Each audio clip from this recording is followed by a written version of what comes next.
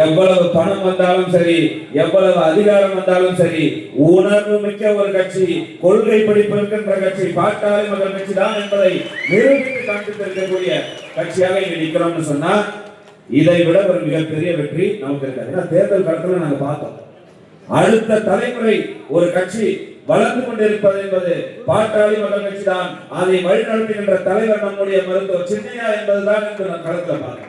நான் தேர்தல்ல பூத்துல போய் பார்க்கும்போது 20 வயசுல இருந்து 40 வயசுக்குள்ள இளைஞர்கள் பூத்தில் நின்று வேலை செஞ்சாங்கன்னா அது ரெண்டே கட்சிக்கு தான். ஒன்னு ஆளுகின்ற கட்சி, அடுத்தது பாட்டாளி மக்கள் கட்சிக்கு மட்டும்தான் இவ்வளவு பெரிய இளைஞர் சக்தி இருக்கிறது.